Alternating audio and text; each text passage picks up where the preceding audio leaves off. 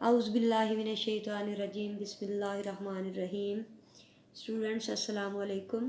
First year class, بیٹا ہمارا 18واں lecture ہے اور نظم چل رہی ہے ہماری میدان کربلا میں صبح کا منظر، ٹھیک ہے۔ میر انیس نے اسے لکھا ہے، جن کا اصل نام ببر علی تھا، مرثیہ نگاری میں کمال حاصل تھا۔ کربلا کے واقعے سے بے حد عقیدت ہے، جس کی بنا پر الفاظ موتیوں کی طرح پروتے چلے جاتے ہیں۔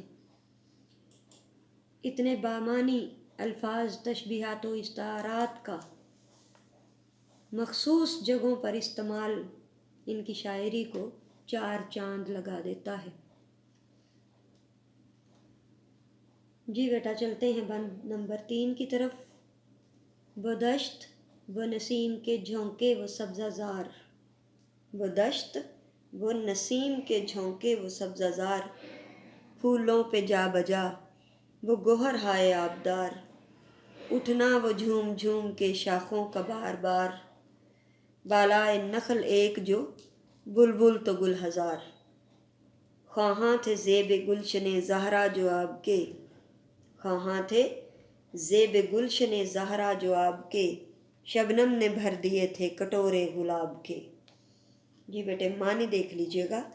دشت صحرا، نسیم صبح کے وقت چلنے والی ہوا، جا بجا جگہ جگہ، گوہر ہائے آبدار چمکدار موتی، گوہر کہتے ہیں ڈائمنڈ کو، موتی کو، نگینے کو، قیمتی موتی کو، آبدار چمک والے، شان و شوکت والے، آب و تاب والے،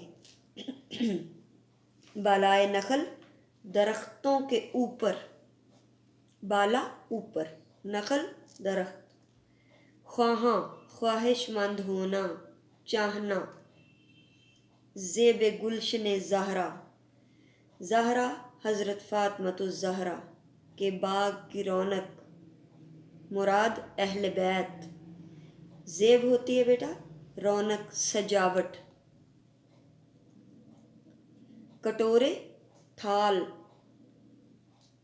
پیالے، مراد کھلے ہوئے پھول۔ مفہوم ہے بیٹا اس کا، ہرے بھرے دشت میں صبح کی ٹھنڈی ہوا چل رہی تھی، پھولوں پر چمکدار موتی جڑے ہوئے تھے، درختوں کی شاخیں بھی ٹہل رہی تھیں۔ ایک درخت پر اگر ایک بلبل تھا تو پھول ہزار تھے۔ اہل بیت جنہیں پانی چاہیے تھا، جو پانی کے خواہش مند تھے، ان کے لیے گلاب نے اپنے شگوفوں میں پانی بھر رکھا تھا، ٹھیک ہے۔ پھول کے کھلنے میں جو اندر اس کا شگوفہ ہوتا ہے، اسے اس نے کٹورا کہا ہے، پیالہ کہا ہے۔ تشریح طلب بند میں شاعر نے ایک مرتبہ پھر صبح کے حسین منظر کی عکاسی کی ہے۔ کہتے ہیں کہ یہ منظر بہت زیادہ حسین اور دل فریب تھا۔ اس دشت میں شبنم جواہرات کو مات دے رہی تھی، یعنی ہیرے جواہرات شرمندہ تھے، ان میں چمک اتنی نہیں تھی جتنے شبنم کے موتیوں میں تھی، اور تاروں بھرے آسمان سے بھی کہیں زیادہ حسین منظر پیش کر رہی تھی، گویا طلوع سحر کے سامنے رات کے نظارے کی کوئی وقت نہ تھی۔ اس شان سے طلوع سحر کی سنی نوید، اس شان سے طلوع سحر کی سنی نوید، تاروں کی روشنی کا سما ختم ہو گیا۔ پہلے مصرعے میں شاعر کہتا ہے کہ دشت میں نسیم کے ہلکے ہلکے جھونکے چل رہے تھے۔ نسیم وہ باد صبا ہوتی ہے جو طلوع آفتاب کے بالکل شروع میں چلتی ہے۔ صحرا میں ٹھنڈی ٹھنڈی باد نسیم چل رہی تھی۔ اس ہوا نے ماحول کو مسحور کن اور پرسکون بنا دیا تھا۔ پھر اس کے ساتھ ساتھ سبزہ کی بھی اس قدر کثرت تھی کہ یوں احساس ہوتا تھا جیسے صحرا میں کوئی سبز قالین بچھی ہوئی ہو، جس کی وجہ سے سبزہ زار دل فریب نظارے پیش کر رہے ہوں۔ یہ وقت صبح ہے، رنگین نظارے سبززاروں میں. یہ وقت صبح ہے، رنگین نظارے سبززاروں میں. شراب سرخ کی بارش ہے متوالی بہاروں میں. دوسرے مصرے میں شاعر کہتا ہے کہ صحرائے کربلا کے پھول شبنم ہی سے بھرے پڑے تھے. سفید چنبیلی بھی اوس کا لباس پہنے ہوئے تھی. بنفشہ و نسترن بھی شبنمی جواہرات لگے ہوئے تھے ان پر بھی. گل داؤدی پر جا بجا شبنم کے قطرے نظر آ رہے تھے. شاعر کا کمال یہ ہے کہ اس نے اس انداز میں منظر کی عکاسی کی ہے کہ قاری چشم تخیل میں ہر طرف اوس ہی پاتا ہے. یہ مبالغہ آمیزی اور منظر کشی کی انتہا ہے کہ اردو شاعری میں اس کی مثل ملنا بے حد مشکل ہے. کہاں صحرا، کہاں وہ تپتی اڑتی ریت، اور کہاں یہ سما جو شاعر نے اپنے الفاظ میں بنا دیا. تیسرے مصرے میں شاعر کہتا ہے کہ شاخیں بھی حالت شوق میں یہ منظر تکے جا رہی تھیں، لیکن یہ حسین و دلکش منظر دیکھ کر ان پر بھی زیادہ دیر سکوت قائم نہ رہ سکا، اور اس منظر کی تاب نہ لاتے ہوئے انہوں نے بھی مچلنا شروع کر دیا. تند و تیز جھونکوں کی وجہ سے یہ جھومنا شروع ہو گئی. بار بار اس مست کر دینے والی کیف میں شاخیں کبھی آپس میں ٹکراتی اور کبھی زمین سے آ کر ٹکراتی، اور دریا کے کنارے پر لگے ہوئے درخت تو آئینے کی مانند شفاف پانی کو چھو رہے تھے. شبنم کے وہ گلوں پہ گوہر ہائے آبدار، شبنم کے وہ گلوں پہ گوہر ہائے آبدار، پھولوں سے سب بھرا ہوا دامان کوہسار.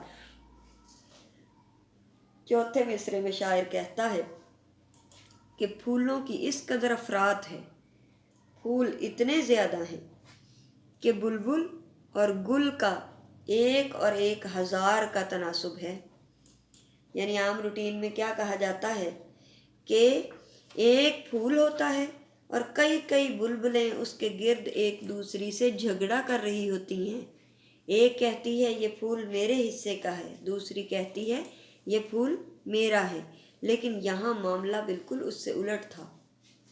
حضرت امام حسین علیہ السلام اور خانوادہ رسول کے لیے اتنے پھول کھل گئے تھے کہ ایک بلبل تھی اور اس کے حصے میں 1000 پھول آ رہا تھا. 1 کا اور 1000 کا تناسب تھا. ہماری روایتی اردو شاعری میں گل کو محبوب دکھایا جاتا ہے اور کہا جاتا ہے کہ بلبل ایک گل کو دیکھ کر ہی اس پر فدا ہو جاتا ہے، جب کہ یہاں فی بلبل اوسطاً 1000 گلاب میسر ہیں، تو بلبل کے دیوانے پن کا کیا عالم ہوگا. اس مصرے میں گلوں سے مراد گلوں کی جو اتنی کثرت دکھائی ہے،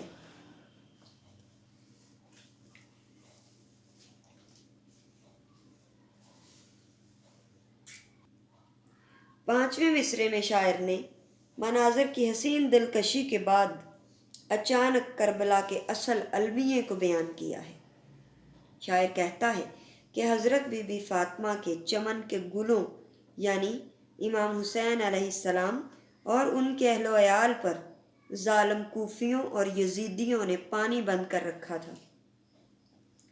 دریائے فرات کا ٹھاٹھے مارتا ہوا پانی خشک زمینوں کو تو سیراب کر رہا تھا، لیکن معصوم شیر خوار حضرت علی اصغر کے لیے ایک گھونٹ پانی دینے سے قاصر تھا. فرات کا پانی جانوروں کے لیے تو کھلا تھا، لیکن فاطمہ کے لال جنت کے سردار امام حسین علیہ السلام پر بند تھا.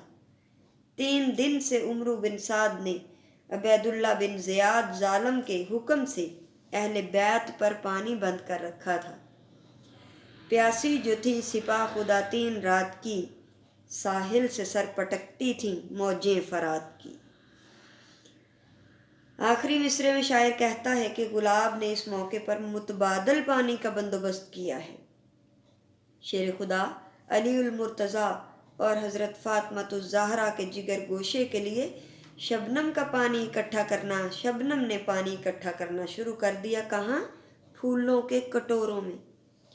यहाँ शायर ने खिले हुए शगुफों को थाल कहा है क्योंकि इसकी शक्ल कटोरे से मुशाबा होती है।